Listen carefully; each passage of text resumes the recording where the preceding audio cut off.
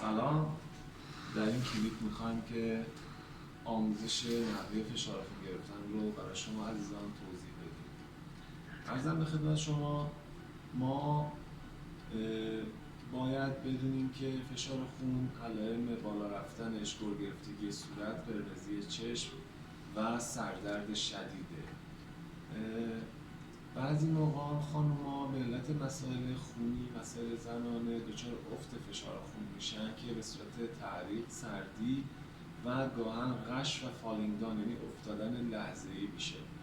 اگه شما با کسی در این لحظه مواجه شدین، شما باید پاهاشو از سطح بدن بالاتر بگیرین و سریعا به بیمارستان انتقال بدین که براش سرمای نمکی یا خودتون نمک به صورت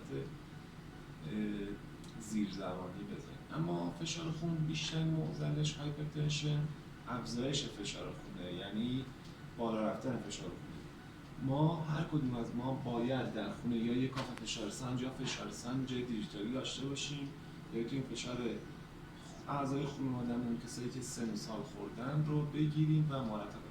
چه بسا ما بعضی موقع بعضی مریضا هستن که ما اگه فشار خونشون رو کنترل کنیم یا قبلا مثلا مریض رو فشارش گرفتیم فشار 16 است یا 19 است، قبل اینکه 115 تشریف بیارن یا ما مریض رو برسونیم به بیمارستان، خیلی علائم برگشت ناپذیری برای مریض پیش میاد.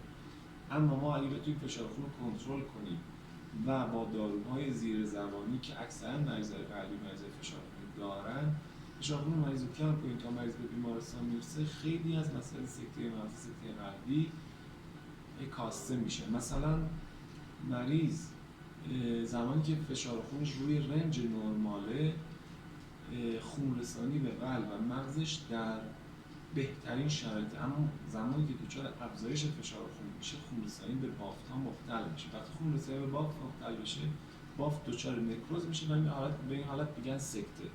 گاهن مثلا سکته مغزی، گاهن علائم پلژی یعنی فلجی یا طرفه یا پارزی به حسی داره که گاهن برگشت ناپذیره و ما شاید به خاطر یه فشار خون ساده عوارض جبران ناپذیری داره از خونمون میشه.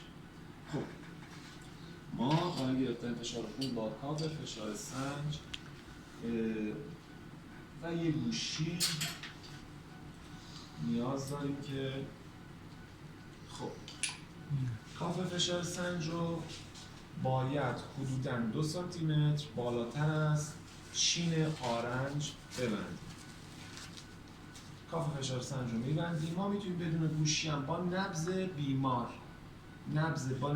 من اول بدون گوشی میگیرم با نبض بیمار، بعد با گوشی هم خدمتتون عرض میکنم.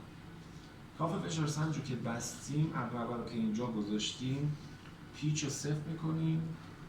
ما قراره برای گرفتن فشار خون رو صدی رو در برابر خون ایجاد کنیم، بعد یه دفعه اون صد رو باز کنیم، خون بیاد و ما اون لحظه که خون فشاری رو که به دیواره رگ‌ها وارد میکنه رو کنترل کنیم. خب رنج نرمالش 10 الی 13 است، یعنی 110 میلیمتر الی 130 میلیمتر برای فشار خون سیستول، بسته شدن دریچه‌های میترال و سلتی. فشار خون آسیستول هم مربوط به حالت آرامش قلبه. خب رپولاریزاسیون. خب الان نبض بیمار رو من کاملا حس میکنم. ما کاف رو پر میکنیم. لطفاً عقربه رو بگیر. هر جایی که نبض بیمار قطع شد 30 میلیمتر بیشتر، الان رو 120 نبض ایشون قطع شده، ما 30 تا بیشتر یعنی تا حدود 150 پر میکنیم. خب الان کافمون پر شده. یه ذره عقب‌تر بگیرید لطفاً. الان پیچ رو به آرامی شل میکنیم. عقربه شروع به پایین آمدن که میکنه، هر جا که نبض بیمار برگشت، توجه کنید، عقربه رو که شل میکنیم، هر جا که نبض بیمار برگشت عقربم اینجا یه تکونی میخوره، اگه گوشی هم بذاریم یه صدای بلند داره. اینجا فشار خون دیاستول سیستول مریضه، اینجا فشار خون سیستول مریضه. بله، یعنی ما همزمان با 3 تا علائم متوجه میشیم. یکی این که عقربه یه تکونی میخوره، نبض بیمار برمیگرده و صدای بلندی با گوشی میشنویم. حالا ما برای فشار خون دیاستول حتما باید گوشی داشته باشیم. صداها تپ تپ تپ تپ، بعد از چند تا صدا آروم میشه و یه ریتم اون میشه فشار خون دیاستول. یا مثلا معمولا 8، الان مثلا فشار خون ایشون 12 است، اما من دیاستولش رو اینجوری نمیتونم تشخیص بدم، دیاستولش رو باید با گوشی تشخیص بدیم از روی صداها. گوشی رو زیر چین آرنج قرار میدیم، کاف رو باد میکنیم. خب الان من نبض بیمار رو میگیرم، پیچ کاف رو شل میکنم،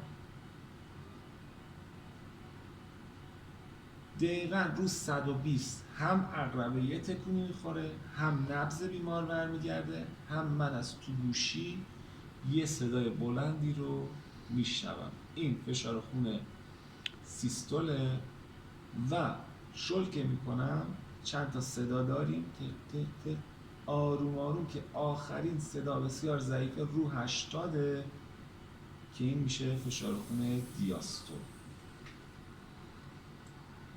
این موضوع رو با کاف فشار سنج دستی یا با فشار سنج دیجیتالی تمرین کنین. امیدوارم در کلیپ‌های بعدی بقیه آموزش‌های علائم حیاتی رو خدمتتون عرض کنم. مواجهه با فشار خون بالا، مواجهه با فشار خون پایین، کنترلش، علائم فشار خونا، رژیم غذاییش. کلیپ‌ها میخوام کوتاه باشه، شاید در آینده کلیپ بلندتری ساختیم، اما فعلا اینو تمرین کنین. اگرم سوالی داشتین در خدمتم. متشکرم.